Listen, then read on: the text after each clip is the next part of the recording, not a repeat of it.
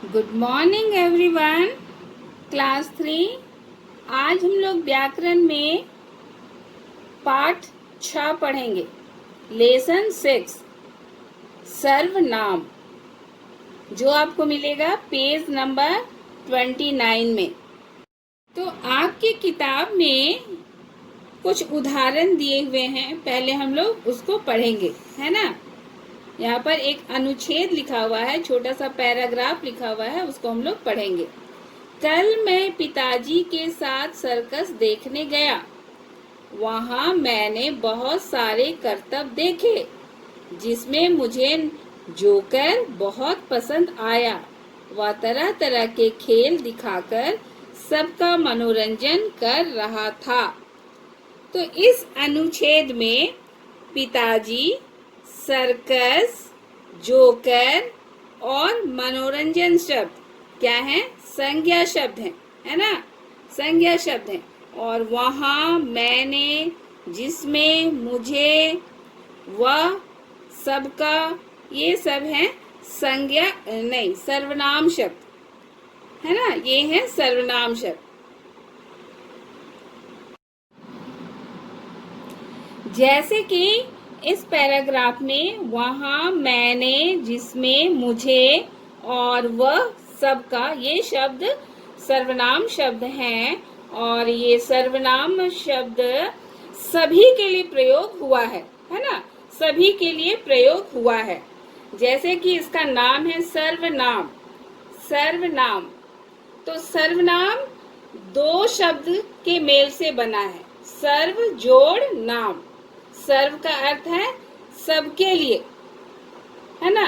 सर्व मतलब सबका नाम या सबके लिए नाम, यानी ऐसा नाम जो सबके लिए प्रयोग होता है ना, उसे हम सर्वनाम कहते हैं। और ये सर्वनाम शब्द संज्ञा के स्थान पर प्रयोग किए जाते हैं। तो हम कुछ उदाहरण देखेंगे। पहला उदाहरण है, सुरेश एक अच्छा लड़का है। दूसरा उदाहरण है, वह आज्ञाकारी है। तीसरा उदाहरण है, उसकी माँ उसे बहुत प्यार करती है। चौथा उदाहरण है, उसके पिताजी उसकी हर इच्छा को पूरा करते हैं। तो यहाँ पर वह और उसकी, उसे, उसके, उसकी, ये सर्वनाम शब्द हैं। और सर्वनाम शब्द वाक्य को सुंदर बनाते हैं, भाषा को प्रभावशाली बनाते हैं। और हम संज्ञा शब्द का बार बार प्रयोग हम यहाँ पर नहीं किए हैं, यानी कि इस संज्ञा शब्द के बदले मैंने प्रयोग किया है। यानी कि वह कौन, यानी कि सुरेश आज्ञाकारी है। उसकी माँ, किसकी माँ? सुरेश की माँ, है ना। उसके पिताजी, किसके पिताजी? सुरेश के पिताजी। उसकी हर बात, किसकी हर बात? सुरेश की हर बात। तो यहाँ पर मैंने सुरेश के लिए इन सर्वनाम शब्दों का प्रयोग किया है। तो इस तरह से हम सर्वनाम की परिभाषा लिख सकते हैं। जो शब्द संज्ञा के स्थान पर प्रयोग होते हैं वे सर्वनाम शब्द कहलाते हैं। यानी संज्ञा के स्थान पर जो शब्द प्रयोग किया जाता है उसे हम सर्वनाम शब्द कहते हैं। और जैसे सर्वनाम शब्द हैं मैं, हम, मुझे, मेरा, हमारा, आप, आपका, तुम्हें, तुमको, तुम्हारा, कहाँ, क्यों, कोई, क्या, इस तरह से बहुत सारे सर्वनाम शब्द हैं। और इसके आधार पर सर्वनाम को कई भागों में बांटा गया है, यानी सर्वनाम के 6 भेद हैं। सर्वनाम के भेद के विषय में हम लोग जानेंगे कि सर्वनाम के 6 भेद हैं। और 6 भेद में पहला भेद है पुरुषवाचक सर्वनाम। पुरुषवाचक सर्वनाम, और पुरुषवाचक सर्वनाम को भी 3 भागों में बांटा गया है। उत्तम पुरुष, मध्यम पुरुष और अन्य पुरुष, है ना। पुरुषवाचक सर्वनाम यानी पुरुषवाचक जिसमें बोलने वाला, सुनने वाला और जिसके विषय में बात किया जाए उसको हम कहेंगे पुरुषवाचक सर्वनाम। और उसके 3 भेद हैं। पुरुषवाचक सर्वनाम के भी 3 भेद हैं, उत्तम पुरुष, मध्यम पुरुष, अन्य पुरुष। और उत्तम पुरुष यानी कि बोलने वाला होता है। उत्तम पुरुष कौन होता है? बोलने वाला होता है। मध्यम पुरुष कौन होता है? सुनने वाला होता है।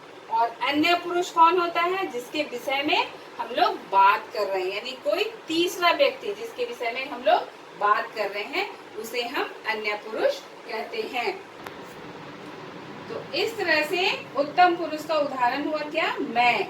मध्यम पुरुष का उदाहरण हुआ तुम और अन्य पुरुष का उदाहरण हुआ वह। तो बोलने वाला, सुनने वाला और जिसके विषय में बात किया जाए उसे हम पुरुषवाचक सर्वनाम कहते हैं।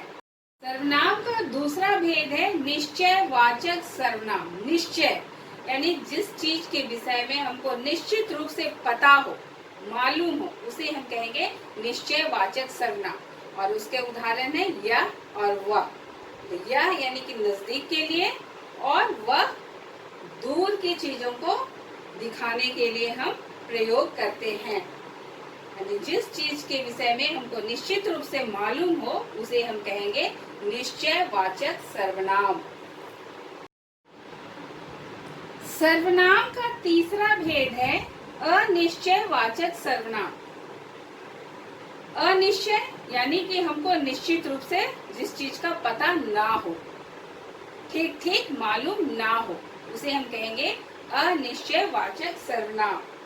यानी कि जिस सर्वनाम शब्द से किसी निश्चित चीज का बोध ना हो उसे हम कहेंगे अनिश्चयवाचक सर्वनाम। और इसके उदाहरण है कोई और कुछ। जैसे कोई बुला रहा है ना, कोई बुला रहा है। कौन बुला रहा है? हमको पता नहीं है कि कौन बुला रहा है मुझे। उसी प्रकार से कुछ चावल गिर गए हैं, यानी कितने गिरे हैं हमको पता नहीं है ना। यानी जिनकी मात्रा का हमें ज्ञान ना हो उसे हम कहेंगे अनिश्चयवाचक सर्वनाम। और इसके उदाहरण है कोई और कुछ। सर्वनाम का चौथा भेद है संबंधवाचक सर्वनाम। संबंध यानी कि एक सर्वनाम शब्द का दूसरे सर्वनाम के साथ संबंध हो, है ना, उसे हम कहेंगे संबंधवाचक सर्वनाम। एक सर्वनाम शब्द का दूसरे सर्वनाम शब्द के साथ संबंध बतलाए उसे हम कहेंगे संबंधवाचक सर्वनाम। यदि हम इसे वाक्य में प्रयोग करेंगे, जो जैसा करता है सो वैसा पाता है ना। उसी प्रकार जैसा को जैसी करनी वैसी भरनी, हम उसी का उल्टा कहावत बना दिए। तो इस तरह से एक संज्ञा शब्द दूसरे संज्ञा शब्द के साथ क्या बतला रहा है? संबंध बतला रहा है और इसको हम कहेंगे संबंधवाचक सर्वनाम। तो इसकी परिभाषा क्या होगी कि जो सर्वनाम शब्द वाक्य में आए एक सर्वनाम शब्द के साथ, एक सर्वनाम शब्द दूसरे सर्वनाम शब्द के साथ संबंध बतलाए उसे संबंधवाचक सर्वनाम कहते हैं। पांचवा भेद है प्रश्नवाचक सर्वनाम। प्रश्न यानी कि सवाल, है ना। तो जिस सर्वनाम शब्द से सवाल पूछने का बोध हो, प्रश्न पूछने का बोध हो, उसे हम कहेंगे प्रश्नवाचक सर्वनाम। और इसके उदाहरण हैं कौन, क्या। कौन और क्या प्रश्न, जैसे हम सवाल कर रहे हैं कि कौन दरवाजा खटखटा रहा है, या फिर वहाँ क्या हो रहा है, इस तरह से हम सवाल कर रहे हैं। या फिर हम सवाल कर रहे हैं तुम क्या कर रहे हो, है ना। तो सवाल पूछने का बोध हो, जिन शब्दों से सवाल पूछने का बोध हो, प्रश्न करने का बोध हो, उसे हम कहेंगे प्रश्नवाचक सर्वनाम।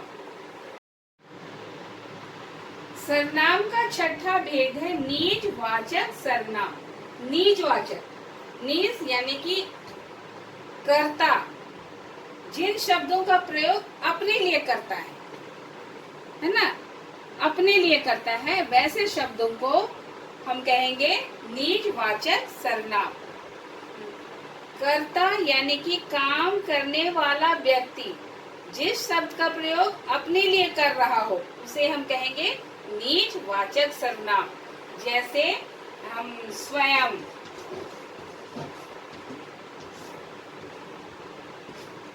खुद, अपने आप,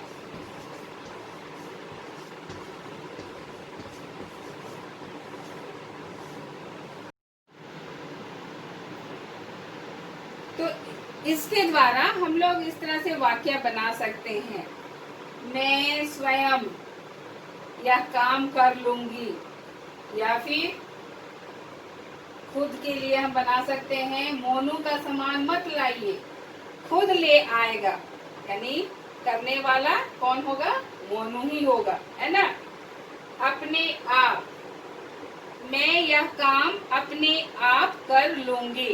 तो इस तरह से करने वाला यानी कर्ता जिन शब्दों का प्रयोग अपने लिए कर रहा है उसे हम कहेंगे निजवाचक सर्वनाम।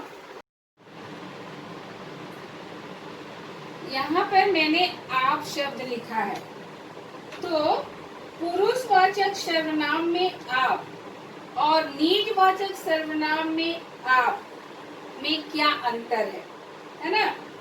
पुरुषवाचक यानी कि आदर सूचक शब्द के लिए मान लीजिए तुम का बहुवचन हो जाएगा आप पुरुषवाचक में, या फिर आप लोग। लेकिन निजवाचक में आप दोनों वचनों में रहेगा, यानी एक वचन में भी रहेगा और बहुवचन में भी रहेगा आप शब्द। जैसे आप क्या कर रहे हैं, और वही चीज हम पुरुषवाचक में कर रहे हैं तो आदर सूचक के रूप में हम बहुवचन शब्द का प्रयोग कर रहे हैं आप, है ना।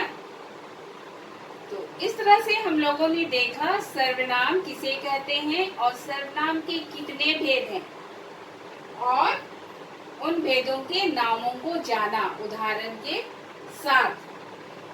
तो सर्वनाम शब्द संज्ञा के बदले में आता है, और यदि संज्ञा के साथ सर्वनाम शब्द आता है तो वह विशेषण बन जाता है। जैसे मैंने यहाँ पर उदाहरण लिखा है, यह पुस्तक, पुस्तक क्या है, संज्ञा है। मेरी घड़ी, घड़ी क्या है, संज्ञा है। और इस तरह से वो संज्ञा शब्द के साथ आया, यानी संज्ञा के आगे लग कर आया सर्वनाम शब्द, तो ये सर्वनाम शब्द क्या हो गया, विशेषण बन गया, है ना। तो इस तरह से संज्ञा के साथ आने पर सर्वनाम शब्द क्या बन जाता है, विशेषण शब्द बन जाता है। और विशेषण सर्वनाम शब्द संज्ञा के पहले लगता है ना, तब वो विशेषण बनेगा। तो इस तरह से हम लोगों ने देखा कि संज्ञा के साथ आने पर वह क्या बन जाता है, विशेषण बन जाता है। सर्वनाम शब्द विशेषण बन जाता है। सर्वनाम शब्द दोनों लिंगों में यानी स्त्रीलिंग पुल्लिंग दोनों में समान रहता है। जैसे मैंने यहाँ उदाहरण लिखा है, यह लड़की और यह लड़का, यानी कि दोनों, लड़का लड़की, यानी दोनों लिंग में समान रूप से प्रयोग हुआ है सर्वनाम शब्द।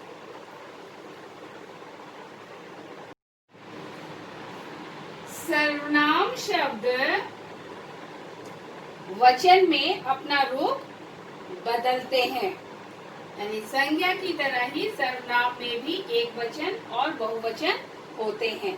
जैसे कि मैंने आपको यहाँ पर उदाहरण लिख के बताया है, जैसे मैं एक वचन तो बहुवचन हम, इसे एक वचन तो बहुवचन इन्हें, वह एक वचन तो बहुवचन वे।